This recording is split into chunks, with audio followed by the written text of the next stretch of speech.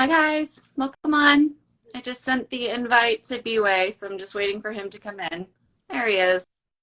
So Hi. So I'm going to give a couple minutes for more folks to jump on, kid, and yeah, then we can get going. Can you hear everything okay? Everybody hear me? yep, I can hear you fine. Okay. Okay. Can you hear him fine? His voice is a little low. Yeah, I also have the fans on my computer like going, so I don't know if that's loud or anything. Yeah. All right, so more folks are jumping on. Welcome on, guys. I just want to give probably another minute or so, and then we can get going.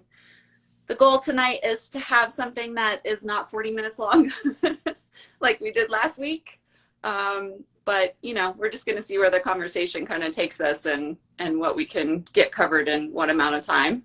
And of course, you can put any questions that you have or comments that you have in the little box. And I will try to do a better job this time of seeing them all.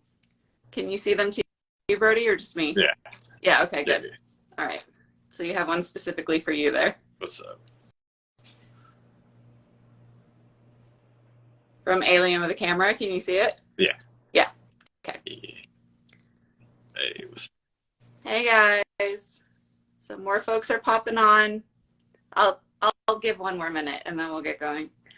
got you. Cool.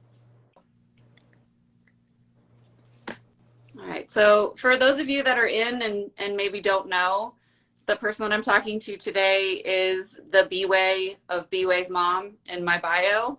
So this dude is my kid. And a lot of people, I guess, think that I actually named you Bway. His name is Brody.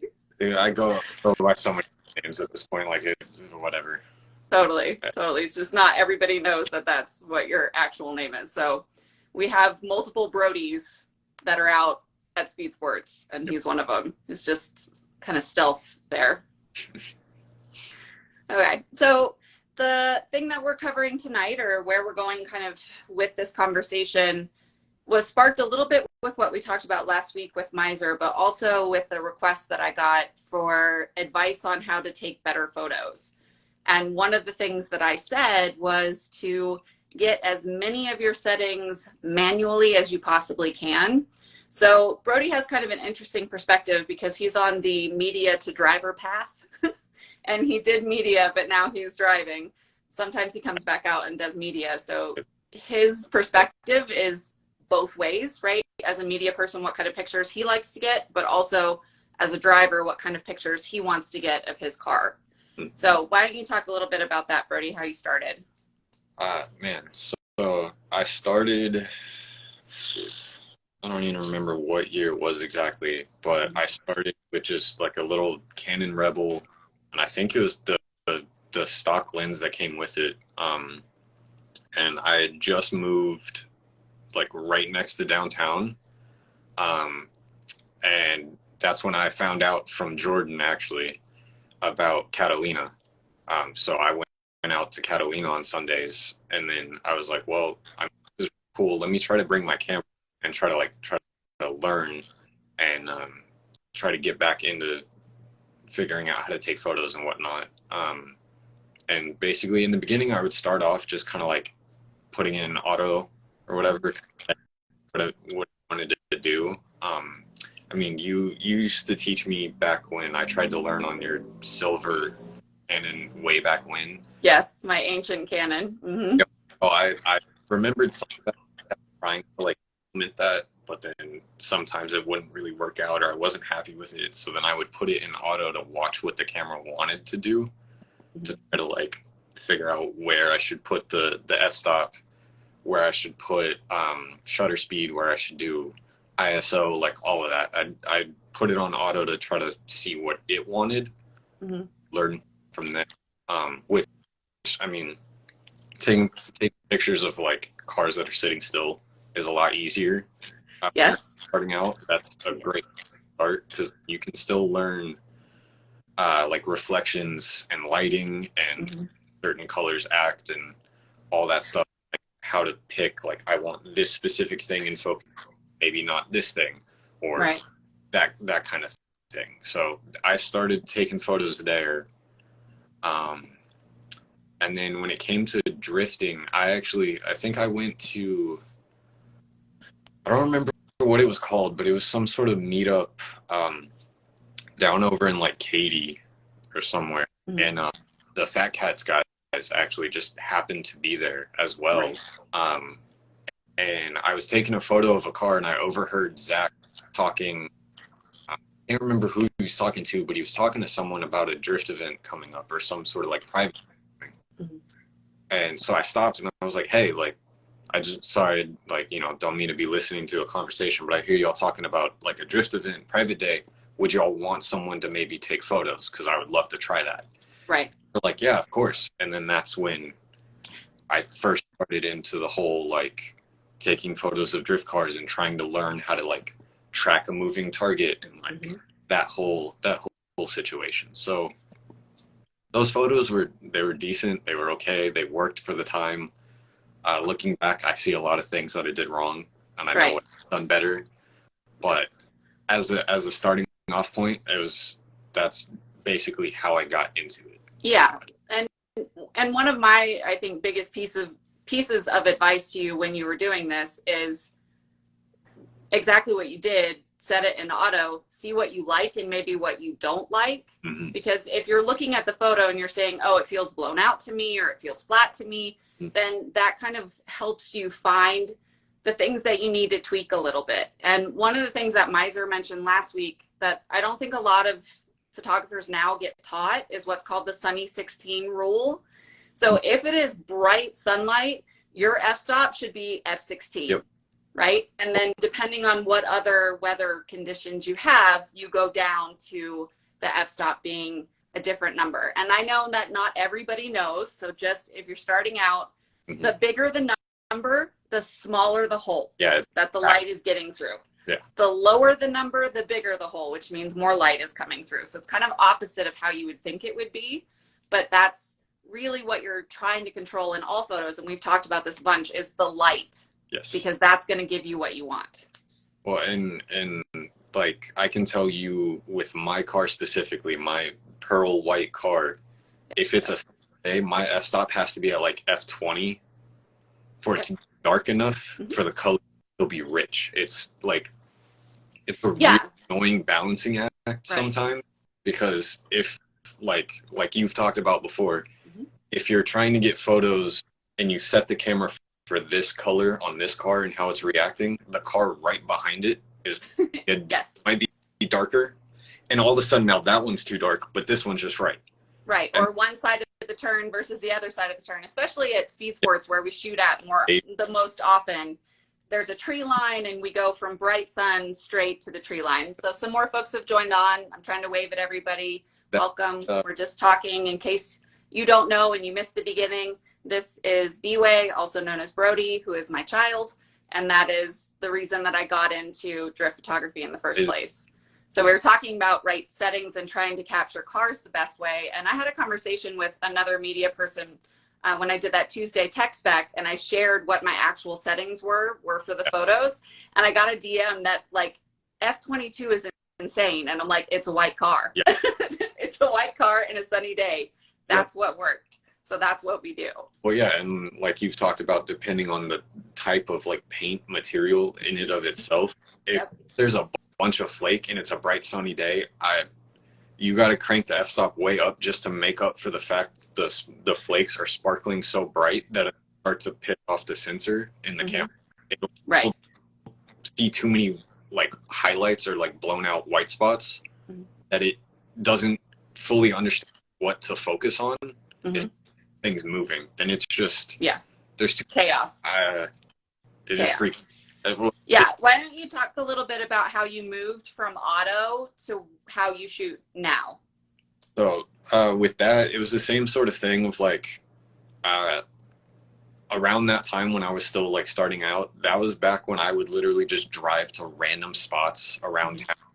I mean, you knew I called you like almost every time, being like, "Yo, hey, I found this spot. This one." Or I would be like, hey, so that one I tried, no, that one sucked. Wasn't well, like I would just drive out to different places all over Houston, and then I would go in like different environments where I would go like in parking garages, I would go outside, I would go under trees, go into like a dense area, a more wide open area. I would go when it was overcast. I would go in the middle of it, like pouring down rain. I would go bright sunny day. I would even try at sunset or like nighttime to like really figure out the strengths and weaknesses of that camera. Mm-hmm.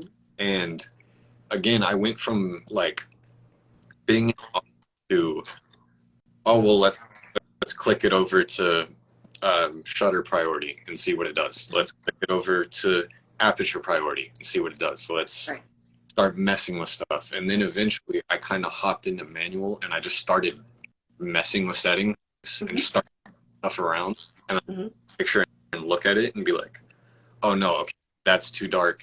Let me try to brighten this thing up somehow. Let me mess with some more stuff. And then over time of just doing that, I kind of started to get an idea of like, okay, this specific camera wants it to be, you know, this f-stop, this shutter speed when it's overcast. Right. That it's happy in this area. It's just the right amount of dark, so the contrast still is there. It's not washed out, but it's not like too dark to where stuff gets lost. Trying to find that middle ground. So that's basically, I would just start messing with stuff. Just start hitting buttons and see what happens. Right, and that's one of the gifts of digital, right? Unlike film, you can have a bunch of photos that maybe you're not super happy with, but they still teach you something. Yeah, and delete them right there on my computer. Right, and you don't have to have super fancy big gear, right? You need to know the gear that you have, how it works, how it functions, what colors it likes and doesn't like. Because my old Canon, so when I started coming out and shooting drift events and everything, I still had my, I'm gonna go with 13-year-old Canon 7D. Like I had shot weddings with that thing, portraits, all of that stuff. So I didn't go buy anything new. I had my lenses I already had. I had my camera I already had. And then I just went out there and started taking photos and figuring out what I was doing wrong. I talked to another one of the media guys and he calls it valet photography, where you park the car on the track. And that's what I was doing when I started, because I was taught motion gets stopped. Like that's your goal when you're shooting motion. When you're using film, use the right ISO that you can stop whatever's happening. But more and more and more, all I'm hearing from drivers is blur, blur, blur, blur. Like make us look fast. We want to look fast. Make us look fast, make the picture look dramatic in any sort of like kind of emphasize it more, because sometimes if the photo looks too stagnant, it doesn't really like go with how that moment felt. Right. Then you can look back at that and be like, dude, it was so, I like threw it in so fast. I was doing this whole thing, blah, blah, blah. And then you see the picture and you're like, bro, I look like I'm not going in, I'm doing it. Or in case, you feel like you did a great run. And then you see a picture and you're making no smoke at all. Like any run you ever do. And you're like, cool.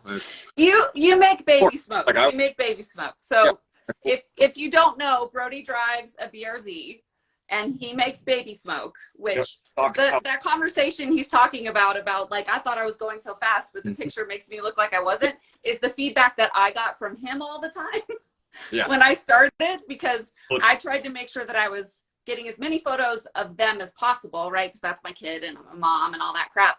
But the feedback that I was getting from him wasn't like, hell yes, this is a great photo. It was like, oh. No, this is good photo. Like, bro, I look low. Like, look, that's like, oh crap, that kind of sucks. Yeah. So I mean, the thing I think where I'm a little different with that, and every photographer, just as you should figure out your gear, you should figure out your style and what you like, because there are some guys that will shoot F15, and if they miss 80% of the shots, they don't care. I care. I don't want that much. I hate culling, y'all. I hate it. So I want as much to be good as possible. So I'm happy in the 1/50 range. That's where I like to stay. But depending on the track conditions, I may still have to move up or down from that point, depending on what else I've got going on in my camera. Yeah, I mean, normally I stick at like 1/100, so there's still a decent amount of blur, but I will have the ability to guarantee that I will at least get every car take a photo of in focus for the most part, just because coming from like as I said, I started as me offering to the Fat Cats guys, just being like, yo, I would love to come take photos of drift cars. I've never done it before. I would love to learn. Like, y'all are doing a private day. Can I just tag along and take photos? And they were like, dude, hell yeah, that's sick. We would love to get media. Like, that would be awesome. Just come on out. And then I didn't want it to ever be one of those things of like, I was accepted into this thing, and then I show up and I miss half the people driving because the photos came horrible. And I like, hey, I got, you and everyone else. Sorry. Yeah. Like, so excellent point. Your media, I promise, is always trying to get all of y'all. And when we can't give you something, it sucks. I hate it. I mean, there's been times where you and me are at a track and we're tired. We've been out there. It's hot. We're dying. We're like, all right, it seems to be slowing down. Let's go back to the pits. And then a car that hasn't been out all day comes out on track, and we're like, all right, well, let's stay out for another hour or two and make sure we get this person too. So like no one out, because that was one thing. Like starting out, I mean, I know my driving wasn't super amazing or anything like that. And my car, like my kit was I had like kind of crap wheels. I'm starting out. I didn't have a whole lot of money in it. I still don't, but it's all good. It looks better now, but in the beginning, I can kind of understand why there might not have been a whole lot of photos, but I know that it kind of sucks sometimes when you're like, dude, I'm super hype. I'm really proud of that. And then you don't see anything of you and you're like, okay, well, I'm still happy, but like, it's kind of a bummer. So I always try to make sure if I'm taking photos at an event, everyone gets a photo. I don't care what the situation is, or if you barely drove, I'm going to try my hardest to make sure I get photos. Right. Even if they're just pit photos because you blew up your car early. Yes. Like, which happens. Yes. And Brody is much more detail oriented insofar as pit photos. Like he's good about making sure he has that. I'm trying to be better about that. That's one of my goals because I'm on the track the whole time. Like if I'm out there, I'm out there. So you kind of get into this place where you're trying to balance how many photos you can get of movement, and then how many photos you can get in the pit, and then how many photos that aren't the same exact turn. So I'm like, I'm all over the track as much as I possibly can so I can get as many angles as I possibly can, which is why I see some of the drivers that were at Easter Drift have joined. So welcome on, guys. We were a little frustrated as media at Easter Drift because we couldn't actually get track access that we're used to.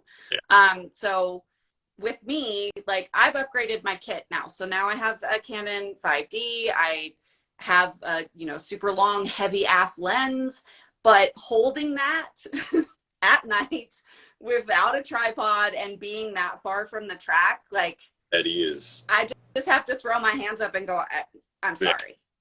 Like, I'm sorry. How can you take photos in the pits without taking the same photo of a different car? That's one of the things that I beat myself up on constantly because I've even, like, the last couple events we've been to, I'll still bring my camera even though I'm driving and I'm going to be like in the car most of the day. I'll still bring my camera so that when there is that bit of downtime where I take a break for whatever, I can be like, all right, let me try to run around and get photos real quick. But then I fall into the same sort of like 3/4 like taillight, headlight, a wheel, this one sticker, this thing. And then I look at it and I'm like, these are all the same exact photos that I just keep taking. So my way around that is to like find random foreground objects that you can add into a picture to kind of add in more drama or more of like a different focal sort of thing or a foreground or whatever. Like there was it adds like framing and interest. There was one photo I got where it was like through a tire, like dude just had spare tires with no wheels, so it was just open and his car was perfectly in the circle, So I backed up just enough to get the tire and get a light on the tire, but it was still the same photo that I normally get of, parked cars. But that little extra to it made it feel completely different. True. So framing is super important. But one of the other things that I always tell Brody, and this, if drivers, if you disagree, please let me know. Just because you've taken a similar photo of several cars doesn't mean that they have gotten that photo of their car from several people. One of the things that I always try to do, and like Brody said earlier, is like we try to make sure that we get things for everybody, that we have seen every car, that we have got at least something. But not every car has multiple media that are trying to hit them always, right? You have drivers that have their own personal media, and that media is only going to be taking photos of that driver. So they're not going to be submitting photos to these other drivers. So I don't think it's necessarily as important to not get the same exact type of photo of multiple different cars, as much as it is you want to make their car look as badass as you can. You want to give them something where they're going to look at it and be hyped, right? So I think what's more important than that is defining what your style is. Yes. Because you can scroll through Instagram and look at photos and know, oh, that was taken by this guy, right? He's not trying to change his style every single photo. He's defining his style. Well, yeah. So for you, I know you're starting out and everything, the person that asked this question, just define what style you like. What photos do you like? Yeah, and if you look, you can't make everybody happy. Exactly. Like, you can't. Earlier posts on my page, even for instance, you can see I started to randomly experiment with like different colors and different shadings just to try to figure out what I liked, or maybe it was something that I liked in that moment when I edited, where like I did like a slight bit of like orange tint for a little bit, and then I switched over randomly to pink because on one of the photos it looked really cool to me, and it looked kind of like old in a weird way. I don't know how, but just me like vintage film. Yeah, but like kind of exposed weirdly, or yeah. So I was like, okay, this is cool. So I did, I think like 3 posts that day, and then I was like, well, I don't know if anyone else is really feeling it as much as me, so let me try. I think I did teal next, more of a teal tint, which worked really well on like overcast. Right. It made like, a cool kind of cold feeling, sort of like a little more Blade Runner. Yeah, and a little bit more like gloomy and like I like that too. But then I was like, this is getting kind of old. I don't want to keep doing the same colors, so let me go back to like no colors, and it's just what's in the camera, and then adjust the contrast a little bit, adjust some of the lighting. And I was like, okay, this is cool.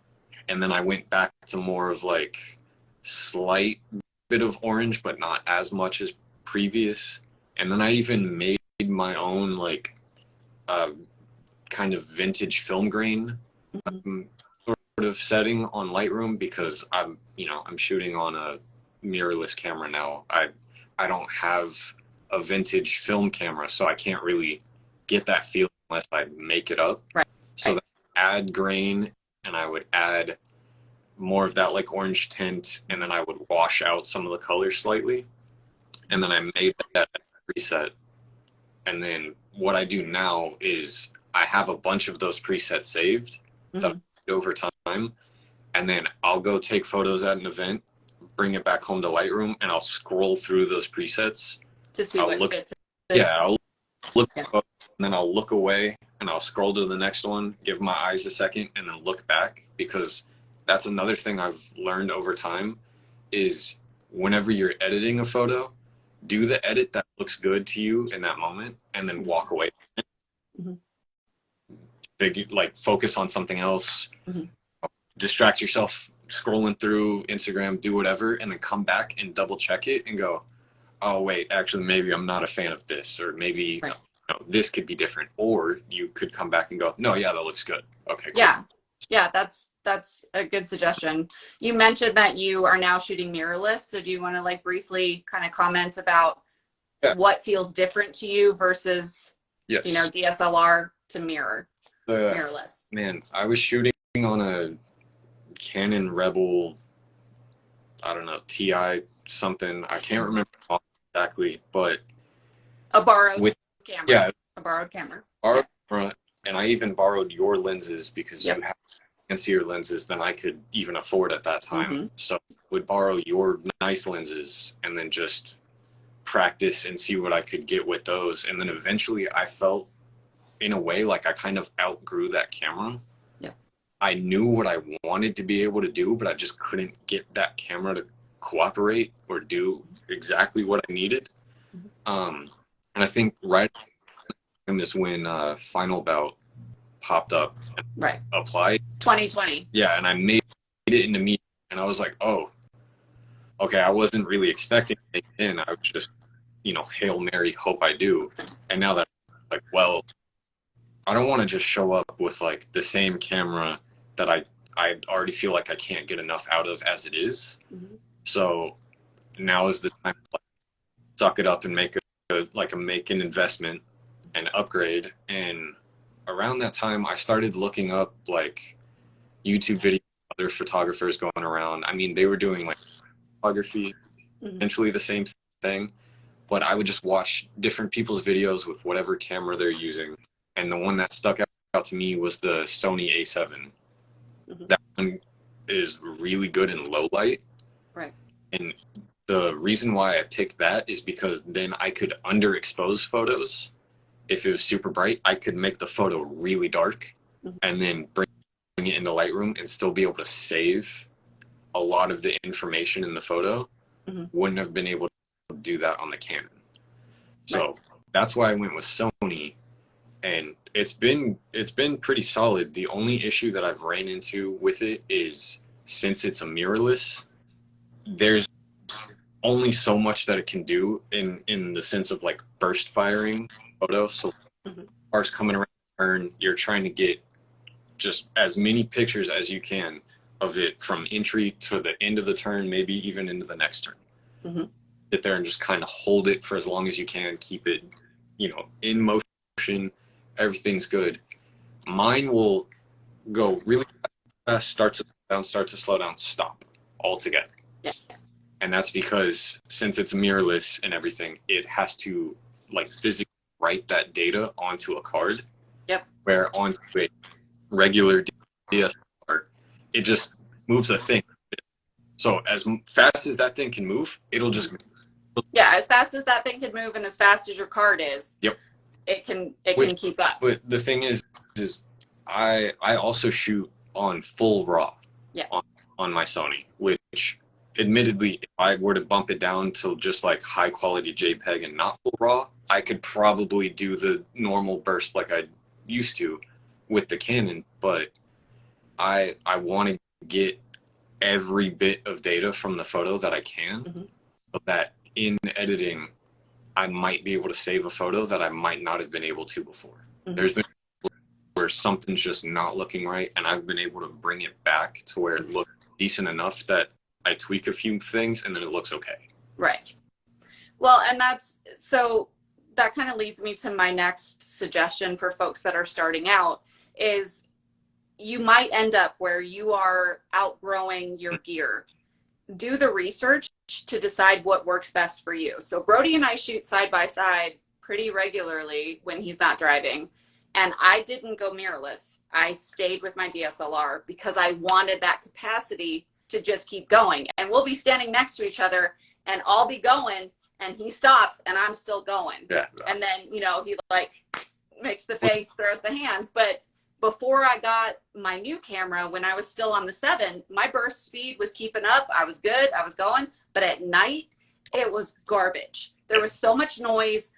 It didn't matter. I could not recapture what I wanted without that much noise. So I would take his camera. He'd go drive at night, and I'd go shoot with his camera instead of mine. Yep. Now mine does fine because I've upgraded finally. Yeah. But really having an idea of what environments you're shooting in and how you want to shoot will help you decide what kind of look you want, what kind of camera you want. Because like we talked last time, 2 weeks ago, with Miser, he shoots with a lot of film. And there are a lot of guys that do, right? Because you guys are running, well, most guys are running like 90s era kind of older cars. And so that film grain and the VHS and stuff goes along with that. And if that's your thing, then make it your thing, right? But if that's not your thing, don't try to force yourself into something that isn't you. Yeah. Right? Because at the end of the day, likes and Instagram and social media and all that shit, it doesn't matter. If you're putting out something that you're not proud of, it doesn't matter how many people like it, right? Yeah. And so do you find it easier to shoot manual on the Sony than on the Canon? Or is it about similar as far as that? They were about similar. It is a little bit easier on the Sony just because I think even Miser brought it up in the last one. With the actual like viewfinder on it, since it's mirrorless, it's basically another little screen that's showing this screen shows you. Right. So when you actually make your adjustments, like you mess with the ISO and whatever, if you're looking at this, you can see what it's actually going to do. Right. The back screen, if you want to just real quick, just kind of hold it up like that, look at that back screen, and then adjust it, and you'll watch how that photo most likely is going to turn out in that setting. You can go there and then fine tune it. But that's what I do. Like depending on whether, if it's sunny and then clouds come in, I'll adjust it and then I'll look at it real quick and I'll go, okay, that's about right. And then I'll go in and take a couple photos and then double check it and go, okay, no, that's looking okay. The other thing with it is I had already kind of learned manual on the Canon. Right. So because of that, going into the Sony, it was just relearning where buttons were, relearning how this camera acts. Because this one acts completely different than that Canon did. I love this thing. It's given me a headache multiple times, though, because mirrorless all eat batteries like crazy. And that doesn't help when you have a broken battery charger and you don't realize broken because it is acting like it's completely normal, and then you put the battery in, it says 100%, and you're like, all right, sick, and you go boom, boom, boom, boom, boom, and you look, oh, it's 50. How is it 50?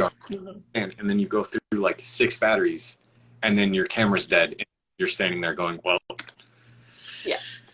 So the other fun thing that we have learned with Brody's camera specifically is because he has that screen on the back, right? He has the screen, he can turn it in different directions and all that fun stuff. I just have my viewfinder.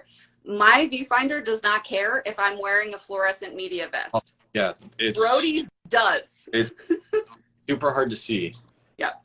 See the little notch above the viewfinder? That thing freaks out if there's any sort of fluorescent or anything bright enough into that sensor, it freaks out. And it just turns that screen off. I don't understand why, because you would assume that if something's too dark, that makes it seem like, your eye is on it. So turn off. But no, dark doesn't matter. It doesn't care. As long as you're like on it, it'll turn off. But fluorescent, and it's just like, I don't know what to do, and it just stops. It's kind of weird. But it's like I said, I learned manual on the Canon just by messing around. And my suggestion is that, right, like we've talked about, but also specific to drift photography, shutter priority is your number one game changer. Like you want to control that, and anything else that comes after that, you can tweak it up or down if you want it moodier, if you actually want it brighter and more vivid. But if only you take your camera and you switch it to shutter priority and then let the camera tell you everything else, you'll learn so fast what you like and what you don't like and how the photo looks. The rule of you take the speed, whatever the thing is that you're taking a photo of, and you put that into the 1 over whatever. So if that thing going 60, which this works really good for if you're doing like rollers, and that thing are moving at that speed, and you're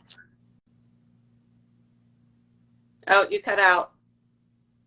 Phone's at 20, that's why. Well, we're already over. We're at 35 minutes. So I'm going to ask if anybody has any questions, before I cut this so we're not at 40 minutes again, but I'm sure we're going to hit that. We're just long-winded people. I don't know. So some more folks have popped in. If you haven't caught what we were talking about earlier, we're talking about learning settings in drift photography and how to learn, one, your style, but also your gear to the point that you can tweak it and use it manually instead of letting the camera choose for you. You'll be happier with the photos that you get. Yeah. So does anybody else have any questions before we cut it, before Brody's phone dies? No, it doesn't look like it. Okay. Well, I super appreciate everybody that joins us for these. We're going to be doing another one in 2 weeks. I have some ideas in my head of things that I would like to cover. Like I would like somebody to come on and talk about in-car photography, in-car shooting. I would like somebody to talk about video. Video is not my strong suit. I'm learning, right? Because you know, Instagram's like reels, or you just go to no man's land. So learning, but it's still not my thing, you know? Wondering why I haven't been posting forever. I just kind of disappeared because I was going to take a break because of the whole, you know, like pushing reels and I didn't have video footage to do. And then that break kind of turned into me forgetting that I used to post stuff. So, yeah. I have a see you at KU. So yes, that is the hope. I've got some stuff going on, but I'm hoping that I'm still going to be there Saturday. And also for those of you that drive at Wild Horse Pass, I have my media pass. I've gotten approval to actually get better track access. So that's why I'm going again. So the Radford Racing modded culture that's going to happen in June, I will be there for that. So, oh, we have another folk joining in. We're about to cut off. So I try to keep this not super long-winded, but if you've met us in person, you know that that is not really possible. So hopefully, like this is helping some of you that are just drivers get a better understanding of what we're trying to do as your media people and what we're trying to bring to you. And then also for people who are starting out, it can be pretty intimidating. I mean, Brody can attest that when I started going out there, I was like, holy crap. Like, I don't think I'm, oh, I'll see you there, Nate. I'm excited. So like, I didn't think that what I had was what drivers wanted, or I was doing it correctly because you know, comparison mindset is a pain in the ass, but it's a learning experience for everybody. Well, yeah. And just like basically with like any sort of hobby or just anything in general, just go do it and go try it. And then you'll know, because if you try to sit back and go, oh, well, I could never do that, then you're not going to be able to, because you're already putting yourself in that mindset. Just even if you only have your phone, if this is what you're passionate about, you will figure out a way to make it look the way that you want it to look. Like I gave a simple suggestion on an iPhone. If you tap the photo, your little exposure box pops up and you can move that slider. Like it's not a huge adjustment, but you can, something so simple as that will make a difference for you, right? Same sort of, Todd, exactly. Yeah, I see it. Yes, don't expect to be Larry Chen right away. No, not trying to be Larry Chen. What, like, with anything, just go try it. Yeah. And just don't get discouraged in the very beginning, because it's always going to be kind of rough, or you know, what you actually get isn't going to be what you really want in the very beginning. It's the same thing with like trying to learn how to skateboard, trying to learn BMX, or working on cars or whatever. Well, it's the same for you guys driving, right? Not every track you drive on acts the same way.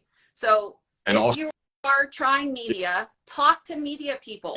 Like just talk to them. Same thing. Poor Nate like had to deal with me the whole time at Easter Drift because I just like glommed onto him because I hadn't been there before. But like you learn from each other and you can ask questions, or, hey, do you have a suggestion? Why is this happening in my camera? Like, we don't have any issue helping anybody. Just like when y'all have problems with your cars, I see it all the time. Like, oh, I've got that part. I got it. How about we do this? Like, everybody joins in together. That's the whole point, right? Well, the same thing with driving. Like, back just in 2020, I had never drifted my car. I stupidly tried to kick it out when I didn't know what I was doing. It'd be a rainy day and I would try to slide it and I would almost spin around like in an intersection being a dummy. And then that turned into me being like, okay, no, I really want to learn, like actually learn. I just don't really have a place to do that. And then that's when, right when Knuckle Up was like, hey, we're doing a training day. Mm-hmm. And I'm there. I don't care what it costs. I'm there. Like, I got you. Mm-hmm. And then when I was there, it was like kind of rough starting out, and I didn't know what I was doing wrong, and I couldn't understand that it wasn't working the way that it was. And every time I would come back up to grid, Jimmy, Kevin, Jacob, like any of them would just be like, "Oh, do this, do this." Zach would even be like, "Hey, I'll hop in the car and drive it," and like show, like everyone was super helpful, and I didn't take anything like negatively. Exactly. I didn't take whatever they were saying as them trying to like talk trash. Right. I was just like, okay, let me try what they said, and then I kept doing that. It was the same thing with taking pictures. Mm-hmm. I, for the life of me, starting out, could not figure out how to get the thing to do what I wanted it to do. Mm-hmm. Especially on yourself, trying to Yeah. learn on. I was losing my mind, and I was like, all right, I just suck at this. I can't. Cool, I'm done. Yeah. And then a little while later, I borrowed that Canon, and I was like, let me just try random stuff. Let me go take random photos. Yeah. Oh, hey, here's a cat that's just kind of walking around. Let me try to get photos of it. Oh, here's a nice part of town that looks kind of cool to me. Let me take a photo. And that turned into like, okay, I actually kind of like doing this. Let me keep trying. And then that turned into, oh, I wonder what this does. Let me adjust this setting. Let me mess with this. Let me do this. Right. Now I feel like I have a better understanding. There's still some things that are a little. Yeah, I mean, it's all a learning process anyway. But one of the last things that I'll say before we go, a really easy thing to take a photo of when you're trying to learn what the shutter does, turn the water on in your faucet and take photos of the water running. So as you change the shutter speed, you're going to see it's going to go from looking like droplets to looking like flow, right? It's going to get blurry. You're going to see the motion. So that's the easiest way to kind of in your brain think about, oh, this is how this is changing when you don't have a car that's doing a 50-mile-an-hour entry and you're trying to catch that photo in that moment, right? Learn it before you try. Ceiling fans and stuff too. Same sort of thing. Oh yeah, same thing. Something moving that is stationary, right? It's in front of you. You're not trying to pan to catch that movement of a car. It's right there, and you can learn those settings in your camera so that when you do get on track, it isn't this panic mode of, oh shit, like they're going too fast. I don't know if I can get that. And even now, depending on tracks, right? Some tracks are faster, some tracks are slower when it's raining, all of those things. When you're communicating with your other media people, you'll be like, did you get it? No, I don't know. Or maybe, hang on. Or like the unfortunate situation that I had where my drive crashed and I lost pretty much all of my photos. I had a driver that was like, please let me know if you got me because nobody else did. And my car blew up lap 2. And I could go to Brody and be like, hey, did you get this driver? Yeah. And send them that way. And not knowing drivers for Whitehorse since I'm new there and not being able to go on the track there, I would send them to other media people. I don't have you, but maybe they do. I wasn't on the track, but they might. That kind of thing. Yeah. And like I said, it's basically just the easiest way is to just start trying. Literally just, you don't necessarily have to have a specific end goal with whatever you're trying, at least when you're starting out. Right. So just take photos of whatever, just anything. Cars, landscape, buildings, people, like just whatever. Just start, and then you can kind of figure out which media you actually like to get into. If you like the sort of like walking around the city and taking random candids of people walking or daily life or just the feel of the city, then that's, you learn that that's what you want to do. So then you can dive into that more and then learn what it takes to get a certain look in that side. Or if you like automotive stuff, what it takes to get a certain look in that side. And just, again, just mess with settings. Just do random stuff, see what it does, see what you like. Right. Because some people like more exposed, more blurry, not a whole lot is in focus, but it's like super dramatic. Mm-hmm. And then some people like really moody, like really dark, it could be a parked car, but it's like super moody looking. Mm-hmm. And that's their style. They like that. So it's all just, personal preference and basically to find your personal, kind of do random stuff. Yeah. And you'll figure play with your gear, learn what you have, work with what you have first of all. And then you'll eventually get to the point where you learn what your gear maybe can and can't do, and then there. Yeah, exactly. Very good points. So sorry guys, we went over, but some folks just joined us now. So I'm going to be trying to keep doing these every 2 weeks. If you have topics that you want us to talk about from a photography perspective for drivers or for other photographers, if you have questions for somebody specifically, I can try to get that specific photographer to speak to it. But I do have some ideas of things that I want to bring forward in the next few sessions, hopefully, and cover some video stuff and other things, because I don't want it to just be, obviously, from my perspective or the type that I prefer to do, but I really kind of want to bring the worlds together a little bit, so media isn't such a mystery to you guys.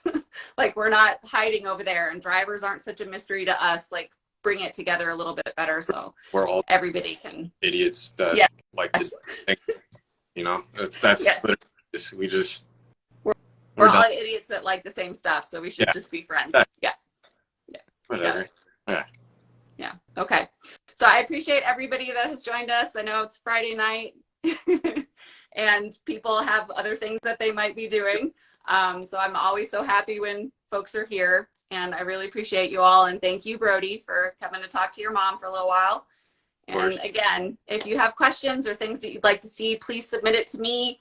I would love to just keep this going. If you have other things that you want me to cover, like you want to paint your drift car, and I've had some drivers come in and ask me in DMs, well, how's this? What do we think about this? Just because, as Brody said, like, it kind of sucks when you've worked your tail off and you're like so excited about the run that you did, and then it's not anywhere, right? Like, you guys aren't out there driving to never see photos of yourself and looking cool. Honestly, a lot of times as well, if you don't see yourself, it's not necessarily that people are just actively being like, take a photo of that. It honestly is probably they took a bunch of photos and were like, all right, we're all gonna be sick, and then went home to edit and we're like, bro, these, like, I don't know why, but these just did not turn out how they, like, there's been some where the little screen on this, it looked perfect, and I'm happy. And I come home and I put it on a bigger screen and I go to edit and I'm like, dude, nothing is in focus. Right. I understand. Yep. So that could be it. It could be the color of the car. It could not be. It could just be where. They could have had a camera malfunction. They could have been off track while you were on track. There are so many different things. They could have. But also for us as media, this last event, I was sending people photos that I personally, they weren't up to my standard of what I like. And I'm like, I'm just giving it to you. If you like it, cool. If you don't, cool. But like, I'm very hard on what I take photos of and the work that I'm doing. No disrespect to anybody's car. It's that what I want to provide needs to look a certain way for me. And I'm learning that it doesn't necessarily, right? Drivers are just happy to get the stuff that they're getting. And if they look at it and go, yeah, you know, I agree with you. Cool. Like, we're on the same page. It's fine. Like, you know, I mean, I don't even want to count how many photos I have just sitting in a drive somewhere because thousands. I showed up to an event. I just did a burst of 5,000 photos, went through a bunch of, maybe made like 5 posts with 10 pictures each. And then I posted of that event because I went to the next one, and you know, whatever I posted was what was up to my standards, and then there might have been a decent amount of other photos that were still good, just not exactly what I wanted, and they just haven't seen the light of day. Right. Or we're on to the next event, or you traveled. That's what happened with one of the things that I did. I shot it and then I traveled and I was gone, and then when I came back, it was already time for the next event. I was like, well, shit, now we're past. So that's why I've been working some of them in the Throwback Thursdays and Flashback Fridays to kind of bring stuff off of the drive that has been sitting, because again, I have learned from losing my photos, like, I want to get them in as many places as I can so I don't experience that again. Exactly. So, okay. Yeah. So now we're really going to go now. This is how he and I are all the time, y'all. So sorry. And I will have this posted immediately after. Again, thank you so much. I appreciate everything. And questions, comments, feedback, I'm open to hearing all of it. So, all right. Yeah. Enjoy your weekend, y'all. Have a good night. Bye. Bye.